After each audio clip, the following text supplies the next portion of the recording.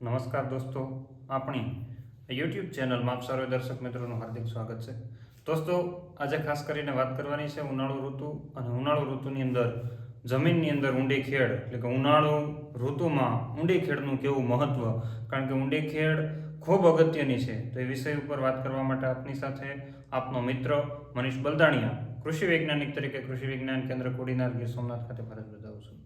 દોસ્તો, ઉનાળુ ખૂબ સારો તપી રહ્યો છે, ત્યારે આ ઉનાળાની અંદર જમીનની માવજતનો આપણે જે વિડીયો મૂક્યો હતો એમાં ખૂબ સારો તમારો તમામ મિત્રોનો પ્રતિસાદ મળ્યો છે.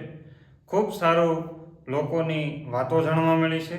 તો એને અનુસંધાને આજે બીજી વાત કરવા જઈએ તો ઉનાળુ ઋતુની અંદર ખેડનું ખૂબ અગત્ય છે, કારણ કે આજકાલના આધુનિક સમયગાળાની અંદર ખેડૂતો છે ઘણીવાર ખેડની અંદર ભૂલ કરી દેતા હોય. કારણ કે આપણે કહેવત હતી, તમને બધાને ખ્યાલ હશે, ખેડ ખાતરને પાણી, નસીબને લાવે તાણી, જો કરે જાણી જાણી. આ નવું પાછળથી એડ થયું, જો કરે જાણી જાણી. એટલે દોસ્તો, કહેવતની શરૂઆત જ ત્યાંથી થાય. ખેડ એટલે ખેડ ખૂબ અગત્યની છે, કારણ કે મકાન બનાવવું હોય કોઈ પણ તો પાયો ગાળવો જરૂરી છે, અને કોઈ પણ પાકનું આપણે વાવેતર કરવું હોય તો ખેડ કરવી ખૂબ અગત્યની છે. પણ આજકાલનો આ જે સમયગાળો છે, આધુનિક ટેકનોલોજીનો સમયગાળો છે, આધુનિક સમયની અંદર ખેડૂતોની પાસે ઘણીવાર એવું જોવા મળતું હોય સમય નથી. તો આવી પરિસ્થિતિમાં ખેડૂતો છે ફટાફટ કાર્ય કરતા હોય ત્યારે ખેડને ખેડૂત ભૂલી જતો હોય. જેનો પાયો નબળો, બરાબર, જેનો પાયો નબળો, એની ઇમારત નબળી, અને એ ઇમારત ક્યારે પડે એની કોઈ ખબર હોતી નથી. અને પાછળથી કાંઈ ઇમારત બિલ્ડિંગ બની ગયા પછી પાયો ક્યારેય ખોદી શકાતો નથી. એટલે જેની ખેડ નબળી એના ખેતરમાં પાક ઉત્પાદનની અપેક્ષા ન રાખી શકાય. કારણ કે આપણે કહેવત ઘણીવાર તમે વડીલો પાસેથી સાંભળતા હશો કે જેની ખેડ સારી હતી, એના બાપ દાદાની ખેડ સારી હતી એટલે આજે એને મતલબ ખૂબ સારું છે. એની પાછળનું કારણ એવું છે કે ખેડ એટલે તમારો કેવો સ્વભાવ હતો, તમે શું કર્યું હતું, એમ આમાં પણ ખેડ ખૂબ અગત્યની છે. એટલે આધુનિક સમયની ખેડ, અત્યારે ખેડૂત કેવી ખેડ કરે, ફટાફટ 10 વીઘાનું ખેતર સાંજે ટ્રેક્ટર લઈને ગયો હોય તો સવારે ઈ કે 2 વખત હાથી હાલી જવું જોઈએ, આવો ખેડૂતનો ટાર્ગેટ હોય.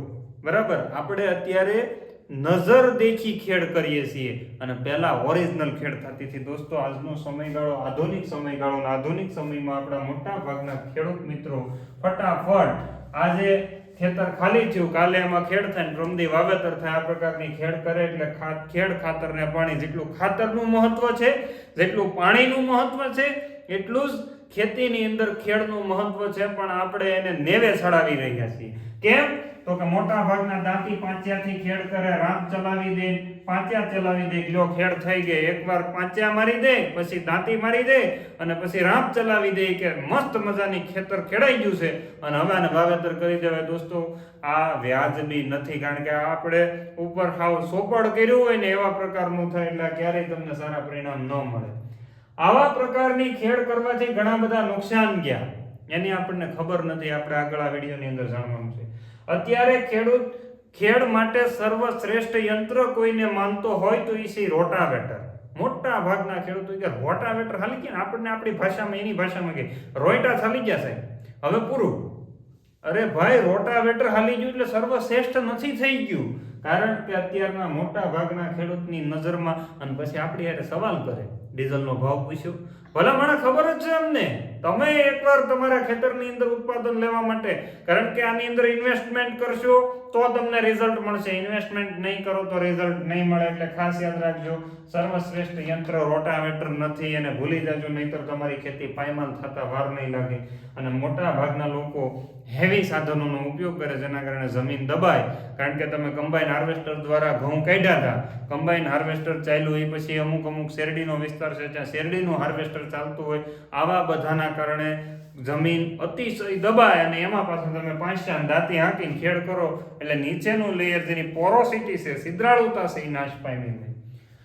ઊંડી ખેડ નથી થતી, અથવા તો દાંતી રાપ અને પાંચિયાથી થાય તો એ ખેડથી કેવું નુકસાન જાય એની ચર્ચા કરીએ તો તમે આ ફોટોગ્રાફ્સની અંદર અહીંયા જોઈ શકો છો કે આ રીતના જ્યારે કોઈ પણ પાકનું વાવેતર આપણે થયેલું હોય ત્યારે એની અંદર જમીન છે દબાઈ જતી હોય, કારણ કે આવા પ્રકારની દાંતી રાપ પાંચિયાથી ખેડ કરો એટલે અહીંયા તમે જોઈ શકો છો ઉપરનું લેયરની અંદર ખેડ થઈ ગઈ.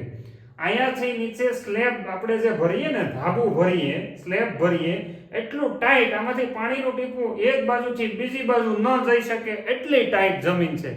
અને નીચે પાછી એવી જ પરિસ્થિતિ, નીચે તો આખું સિમેન્ટનું લેયર બની ગયું એટલે ઉપરથી પાણીના ટીપા પડે ને એ નીચે કેટલા એટલામાં રહે, નથી અહીંથી પોષક તત્વો ઉપર આવી શકતા, નથી ઉપરથી પોષક તત્વો કે છોડના મૂળ તમે જોઈ શકો છો એમ નીચે જઈ શકતા. આવી પરિસ્થિતિનું નિર્માણ થયેલું છે. આમાં તમારે હળથી ખેડ કરવી પડે. જો આમાં હળથી ખેડ કરવામાં ન આવે તો જમીન ઉથલ પાથલ ન થાય, તો જમીન ઉથલ પાથલ ન થાય એટલે પાક ઉત્પાદન સારું ન મળે. કારણ કે આ જે હાર્ડ લેયર જે બે બન્યા છે એને તોડવા આપણા માટે ખૂબ અગત્યના છે. અને તમે ઉપર છો ખાલી જમીનને ઉપલા 15 સેન્ટીમીટરમાં મોજ માર્યો છો, નીચેનું અંદર કંઈ જોયું નથી, એ જોવું ખૂબ અગત્યનું છે. એના માટે થઈને તમારે સાધનોનો ઉપયોગ, સિઝલ પ્લાવનો ઉપયોગ કરવો પડે. આપણે જેને સરડા કહીએ છીએ એવા સરડા એમડી પ્લાવનો ઉપયોગ કરવો પડે, ડીસુનો ઉપયોગ કરવો પડે, ક્યારેક આનો ઉપયોગ કરવો પડે. એની ભલામણ જોઈએ તો ઊંડી ખેડ માટે ભલામણ કરેલી છે. કેવી ભલામણ? તો કે દર 3 વર્ષે મિનિમમ 2 થી 3 વર્ષે એકવાર ઊંડી ખેડ કરી દેવી જોઈએ. હવે ખેડ તમારી જમીનની તાસીર ઉપર આધાર રાખે છે દોસ્તો. જો તમારી જમીન મધ્યમ કાળી અથવા કાળી જમીન હોય તો તમારે ઊંડી ખેડ આવશ્યક છે, એમાં કોઈ શંકાને સ્થાન નથી. જો તમારી જમીન ગોરાડો અથવા રાતળ પ્રકારની અથવા રેતાળ જમીન છે તો તમે એમાં સીસરી ખેડ કરો તો એ કદાચ કોઈ વાંધો નથી. પણ મધ્યમ કાળીથી કાળી જમીનની અંદર ઊંડી ખેડ કરવી આવશ્યક છે. તમારે તમારા ખેતરને જોઈને નિર્ણય લેવાનો છે. આગળના પાકનું શેનું વાવેતર કરવાનું, જેટલી હાઈટ વધારવાની હોય એટલી ઊંડી ખેડ કરવી ખૂબ અગત્યની છે. કપાસનું વાવેતર કરવું હોય તો એ પ્રમાણે ઊંડી ખેડ થવી જોઈએ. તુવેરના વાવેતર વાળાને ઊંડી ખેડ થવી જોઈએ. દિવેલાના વાવેતર વાળાને ઊંડી ખેડ થવી જોઈએ. અને મગફળી વાળાને 20 સેન્ટીમીટર સુધીની ખેડ થવી જોઈએ. આ બધું 15 સેન્ટીમીટરની અંદર તો રમી જ લે છે, એ પછી ઊંડું જઈ શકતું નથી. અહીં બતાવ્યું છું એ પ્રમાણે આવા હાર્ડ લેયર બની જાય પછી હાર્ડ લેયરનું કોઈ મહત્વ રહેતું નથી. એટલે દોસ્તો ખાસ કાળજી રાખવાની છે. એટલે ઊંડી ખેડની ભલામણ 2 થી 3 વર્ષે એકવાર ફરજિયાત કરવી જોઈએ એવી યુનિવર્સિટીઓ દ્વારા કરે છે. ઊંડી ખેડ કરવાના ફાયદા એવા છે કે ઊંડી ખેડ કરશો એટલે જમીનની છિદ્રાળુતા વધે છે. જમીનની જે છિદ્રાળુતા વધે એટલે હવાની અવર જવર વધે, ભૌતિક પરિસ્થિતિની અંદર સુધારો થાય. ત્રીજો મુદ્દો એની અંદર જોઈએ તો હવા છે એ નીચે રહેલા સૂક્ષ્મજીવોને સરળતાથી મળી રહે એટલે સૂક્ષ્મજીવોની ગતિવિધિની અંદર વધારો થાય. મૂળ ઊંડે સુધી જઈ શકે એટલે મૂળની સાથે ન્યુટ્રિશન ઊંડા લેયર ઉપરથી અપટેક કરી શકે. જમીનની ફળદ્રુપતામાં ખૂબ સારો એવો સુધારો થાય એટલે ઊંડી ખેડ કરવી ખૂબ આવશ્યક છે. પાણીની ભેજ ગ્રહણ શક્તિ વધે. ઉપરાંત ઉપર નાખેલું જે દેશી ખાતર છે એ જમીનના ઊંડા લેયર સુધી જઈ શકે એટલે ન્યાર રહેલા બેક્ટેરિયાને પણ ખોરાક મળી શકે. આ ઊંડી ખેડના મુખ્ય ફાયદા છે. એ પછીની વાત કરીએ તો એના ગેરફાયદાની વાત કરીએ તો દોસ્તો એનો ગેરફાયદો એવો છે કે જે આપણે ઉપર સળી સીસરી ખેડ કરીએ છીએ જેના કારણે પાક પીળો પડે છે. બીજું, પાકને પૂરતા પોષક તત્વો મળતા નથી કારણ કે જમીન છરડાથી ઉલટ સુલટ થતી નથી એટલે ઉપરના લેયરમાં જેટલું હતું એટલું લઈ લીધું, ઊંડે સુધી જતા નથી એટલે આપણને મળતું નથી. મેં તો ત્યાં સુધી સાંભળ્યું છે અને વાંચ્યું છે કે આપણી જમીન છે ને એમાં સર્વશક્તિ રહેલી છે કારણ કે આ પૃથ્વી ધરતી માતા સિવાય આપણને કોઈ સહન ન કરી શકાય. કાળા મથાળા માનવીને આ ધરતી સિવાય કોઈ સહન ન કરી શકે. તો આ ધરતી તમામ વસ્તુ, પેટ્રોલ ડીઝલ તો કે ધરતી આપે, તેલ તો કે ધરતીમાંથી જ આપણે નીકાળીએ છીએ કારણ કે મગફળી પકવીએ ને પછી એમાંથી તેલ કાઢીએ છીએ. સોનું તો કે ધરતીમાંથી જ નીકળે છે. તો આ બધું જ આ ધરતી આપે છે. તો આ પોષક તત્વો ધરતી ન આપી શકે? આપી શકે, પણ આપણી ભૂલ છે. કારણ કે સોનું શોધવા માટે 10 ફૂટ 15 ફૂટનો ખાડો કરે સોનું ન મળે. એના માટે બહુ ઊંડે સુધી જવું પડતું. એમ તમારે પોષક તત્વો જોતા હોય તો ઊંડી ખેડ કરવી ખૂબ આવશ્યક છે. એટલે ઊંડી ખેડ કરજો તો જ તમને ફાયદો થશે. સીસરી ખેડના ગેરફાયદા, પીળાશ પડી જાય એટલે તરત જ આપણે દબાવે જ રાખી યુરિયા, ડીએપી, કારણ કે આપણને બીજી કંઈ ખબર જ નથી. એટલે સીસરી ખેડનો મેન ગેરફાયદો એ છે મૂળ ઊંડે સુધી જતા નથી. છોડ પડી જવાની શક્યતા વધારે રહેતી હોય. છોડ ફગે એટલે રોગ જીવાતની શક્યતા વધારે રહેતી હોય. જ્યારે એનો ફાયદો જોઈએ તો ઉનાળામાં ઊંડી ખેડ કરો એટલે એક ફાયદો એવો થાય કે જમીન તૂટે, તપે એટલે જમીનની પોરોસિટી તો વધી, સાથે સાથે એની અંદર રહેલા કોસેટા, નિંદામણના બિયારણ આ વગેરે વગેરે છે એ ડાયરેક્ટ સૂર્યપ્રકાશના સંપર્કમાં આવવાના કારણે નાશ પામી જતા હોય, એટલે એનો પણ તમને મોટો એનો ફાયદો થતો હોય, પણ આપણે એ ફાયદાને ભૂલી ગયા હોય. એટલે જમીનને ફેરવવી, નીચલા લેયરથી ઉપલા લેયર સુધી ફરતી પાવડીના હળથી ફેરવવી ખૂબ અગત્યની છે, ખાસ તમારે કાળજી રાખવાની છે. ઉપરાંત ખેડ કરવાનો યોગ્ય સમયગાળો કયો હોવો જોઈએ. હવે તમે જુઓ તો પાછળના બેકગ્રાઉન્ડની અંદર જોઈએ તો ખેતરની અંદર ખેડ બહુ અવડા ઢેફા નીકળ્યા છે.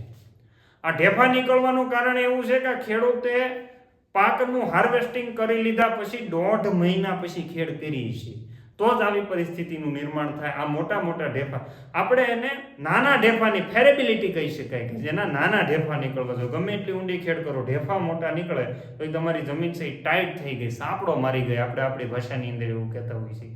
પણ કોઈ પણ પાકનું હાર્વેસ્ટિંગ કરી લીધું, સપોઝ આપણે ઘઉંનું હાર્વેસ્ટિંગ કરી લીધું તો એના 15 દિવસની અંદર એમાં ખેડ થઈ જવી જોઈએ. ચણાનું હાર્વેસ્ટિંગ કરી લીધું તો આપણે એના 10 દિવસની અંદર એની ખેડ થઈ જવી જોઈએ. એટલે એટલીસ્ટ 40% સુધીનો ભેજ આપણી જમીનની અંદર હોય ને જો ખેડ કરવામાં આવે તો ઢેફા ઓછા નીકળે તો પાછળથી કોઈ ખેતી ખર્ચ એટલો બધો થતો નથી.